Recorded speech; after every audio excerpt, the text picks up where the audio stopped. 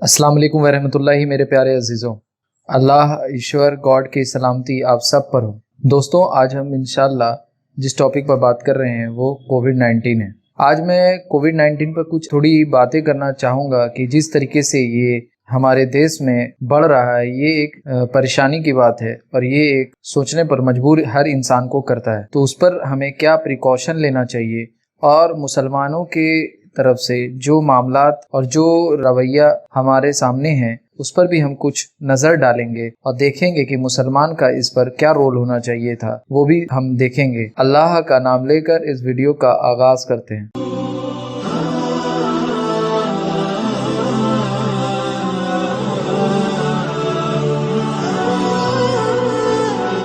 रब्बी शरली सदरी व यस्सिरली अमरी वहलुल उक़दतम मिन लिसानी यफ़क़हू क़ौली। अल्लाह रब्बुल आलमीन से दुआ गो हूँ, मौला मैं जो बात कहना चाह रहा हूँ और जो मेरे ज़बान में गिरे है और जो मेरे बोलने में कुछ लड़खड़ाहट हो जाए तो उसको सही कर दे अपने फजल और अपने करम से मौला, और मेरी बात का जो मकसद है, बुनियाद है, उसको लोगों में समझा दे। आमीन या रब्बल आलमीन। देखिए, मसला ये है कोरोना वायरस पर, जो कोविड-19 है, उस पर मैंने पिछले वीडियो में पर डिस्कशन किया है जिसमें मैंने डिटेल्स में बात की है। मैं सिर्फ अभी थोड़ा सा आप पर स्टैटिस्टिक रखूँगा और रेशियो रखूँगा और जो नंबर्स हैं किस तरीके से इंक्रीज़ हो रही हैं उस पर थोड़ी बातें करेंगे। ये बीमारी हमें पता है कि किस वजह से फैल रहा है और इसे रोकने के लिए ह्यूमन चेन मतलब इंसान को एक जगह पर जमा होने से रोका गया है। चाहे कोई भी तरीके का गैदरिंग हो, चाहे मस्जिद हो, मंदिर हो, चर्च हो, गुरुद्वारा हो, वहाँ पर सरकार की तरफ से रोका गया है कि वहाँ पर लोग जमा ना हो। तो वो एक अच्छी चीज़ है कि, और इसमें पब्लिक को भी सपोर्ट करना चाहिए कि जो गवर्नमेंट ने कहा है हमारे भले के लिए ही ये तरीका अपनाया है, तो हमें भी ध्यान रखना चाहिए। और इंडिया का जो सिनारियो है इसके प्रति बद से बदतर हो रहा है, और जिस पर हमारे जो मेन स्ट्रीम की मीडिया है जो इस पर डिस्कशन करते ही नहीं है, एक दो चैनल छोड़ाकर, जो फालतू के टॉपिक पर बहस करते हैं और डिबेट करते हैं जो कि सही नहीं है। ये इंडिया की जो इकोनॉमी है, जीडीपी है, जो दिनों ब दिन गिर रहा है, उस पर भी कोई डिस्कस नहीं करता। वो एक अलग टॉपिक है, इस पर इंशाल्लाह एक अलहदा से वीडियो बनाएंगे और जानने की कोशिश करेंगे इसके पीछे भी क्या कॉन्सिक्वेंसेस है और क्या इसको किस तरीके से सही किया जा सकता था, उस पर भी हम देखेंगे। तो ये इंडिया में इस तरीके से फैल रहा है कि जिसका कोई हिसाब नहीं है।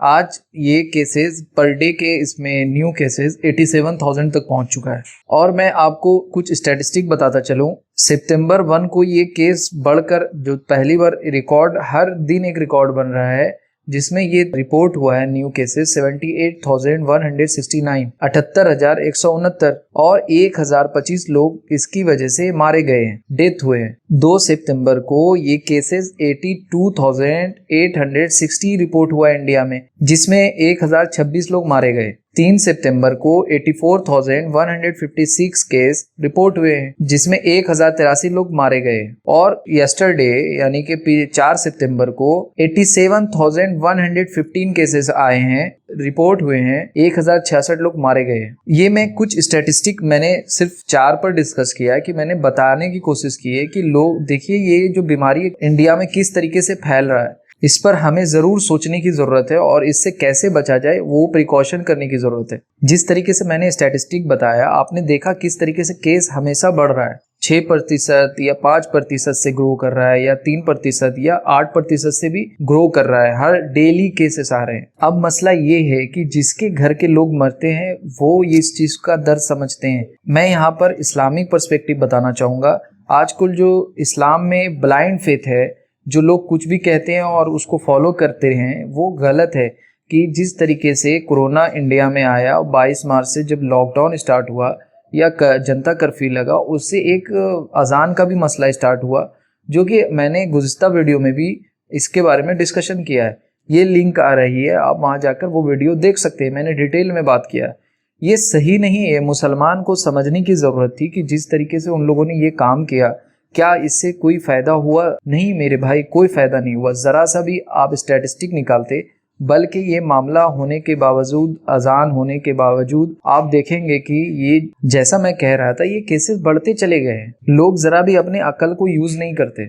تو میں یہی کہنا چاہتا ہوں کہ اسلام کا یہاں پر بڑا ایک دم اسٹریٹ فارورڈ کانسیپٹ ہے کہ جب ایسی کچھ وبا یا کچھ آ جائے تو اس کے ویکسین یا اس کا کچھ الٹرنیٹیو ڈھونڈو۔ یہ کوئی قرآن یا اذان یا یہ سب دینے سے کوئی مسئلہ، اس میں کوئی فرق نہیں پڑنے والا میرے بھائی، اتنے لوگ مر چکے ہیں۔ تو یہ ساری چیزیں ہیں، آپ کو لیک آف نالج نہیں ہے اسلام کا، اور آپ اسلام کے نام پر جو چیز کر رہے ہیں، لوگ دوسرے دیکھ کر آپ کا مذاق اڑاتے ہیں، تو آپ دوسرا جب مذاق اڑاتا ہے تو آپ کو پرابلم ہوتا ہے، کیونکہ ہم لوگوں نے ان کو بولنے کا موقع دے رہے ہیں، کیونکہ اسلام ایسی چیزوں کو پروموٹ نہیں کرتا۔ میں ہمیشہ کہتا ہوں اسلام لاجیکل ریزننگ کا نام ہے، اسلام ہر چیز میں سائنٹیفک ہے۔ ابھی آپ اسلام کے کوئی بھی میٹر کو آپ اٹھا لیجئے، اسلام یہ ہر چیز میں اسلام نہیں آتا۔ آپ کو کوئی، اب اگر آپ گاڑی چلا رہے ہیں آپ اس میں اسلام نہیں ڈھونڈیں گے، آپ اگر کوئی موبائل یوز کر رہے ہیں تو اس میں اسلام نہیں ڈھونڈیں گے۔ یہ مطلب ضرور ہے، آپ کو سمجھنا ہے اس چیز کو، ہماری عوام کو سمجھنا بہت ضروری ہے۔ ابھی آپ جیسے دیکھیے عید کی نماز اور بقرعید کی نماز میں ہم کو پتہ چلا کہ کچھ لوگ گلی کوچے میں مسجد میں نماز ہوئی، جو کہ صحیح نہیں تھا۔ یہ چیز آپ انسان کو پتہ ہی نہیں کہ عید کا نماز فرض نہیں ہے، نفل ہے، اللہ کے رسول صلی اللہ علیہ وسلم نے تاکید کیا ہے۔ مگر جب ایسے کوئی مسئلے آ جائے تو اللہ کے رسول نے بتایا ہے کہ آپ وہاں پر اپنی حکمت سے یوز کرو، کیونکہ یہ بیماری گیدر ہونے میں ایک جگہ ایک لوگ دوسرے لوگ سے کانٹیکٹ میں آنے سے یہ بیماری پھیل رہی ہے۔ یہاں پر مسلمانوں کو اپنا مظاہرہ کرنا چاہیے تھا، دیکھو ہمارے ریلیجن میں ایسا ہے، ہمارے ریلیجن میں حکمت ہے، ہمارے ریلیجن میں ایجوکیشن ہے۔ ہم دوسرا کیا کر رہا ہے، کوئی مندر میں ہو یا چرچ میں ایٹسیٹرا کوئی بھی کچھ کر رہا ہو، ہم اس کا اگزامپل نہیں دے سکتے۔ ہم اپنا کیا کر رہے ہیں پہلے ہمیں دیکھنا ہو اس چیز کو۔ اور ابھی بھی ایسے مسجدوں میں ابھی بھی لوگ مسجد میں جمع ہو کر نماز پڑھ رہے ہیں، جو کہ صحیح نہیں ہے۔ آپ دیکھیے اللہ کے رسول صلی اللہ علیہ وسلم نے نہیں بولا، حدیث میں موجود نہیں ہے کہ نفل اور سنتوں کو اپنے گھر پر پڑھو، اپنے گھر کو قبرستان مت بناؤ۔ جب یہ معاملات چل رہے ہیں، پورے دنیا میں چل رہا ہے، تو ہمیں پرہیز کرنا چاہیے، گیدر ہونے سے رکنا چاہیے، گھر میں پڑھنا چاہیے نماز۔ اپنے کام سے فری ہو کر آپ آ کے گھر پر نماز ادا کر دیں۔ اور ابھی میں یہیں پر کڑوی بات کروں گا تو لوگوں کو برا لگے گا، میں مسلمان کے خلاف ہی ویڈیو بناتا ہوں، نہیں، میں مسلمان کے خلاف نہیں بناتا۔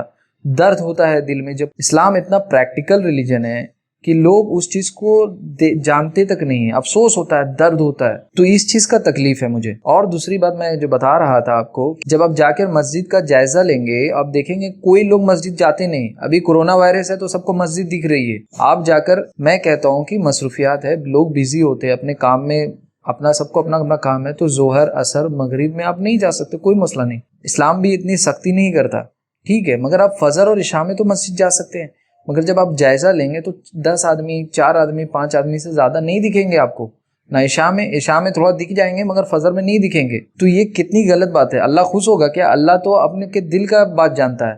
نئی حدیث ہے، ہر محدث، چاہے امام بخاری ہوں، چاہے امام مسلم ہوں، چاہے امام ترمذی ہوں، جتنے بھی محدث ہیں اور جن کی بھی جو معتبر کتابیں ہیں، آپ جب دیکھیں گے تو انہوں نے اپنی کتاب میں لایا انما اعمالکم بالنیات، اعمال کا دار و مدار نیت پر ہے۔ تو اللہ تو دیکھ رہا ہے، اللہ کو تھوڑی آپ کو بتانا ہے مسجد جا کر کے ہمیں مسجد جانا ہے، اللہ کو پتہ ہے کہ دنیا میں وبا چل رہا ہے، اللہ آپ کا سارا نماز قبول کرے گا۔ یہ نہیں کچھ امام کے کہنے، کچھ لیک آف نالج، ہمارے جو ریپرزینٹیٹیو ہیں وہ ایجوکیٹڈ نہیں ہے، وہ لٹل بٹ نالج لے کر اور آپ کو پریچ کرتے ہیں۔ تو یہ سب چیز ہم لوگوں کو سمجھنا ہے، ہم ایجوکیشن لے رہے ہیں تو ہم کو ذرا سا قرآن کا مطالعہ کرنا ہے، قرآن کے بارے میں جانکاری لینی ہے، اور پھر تب لوگوں میں ہمیں اس چیز کو بتانا ہے۔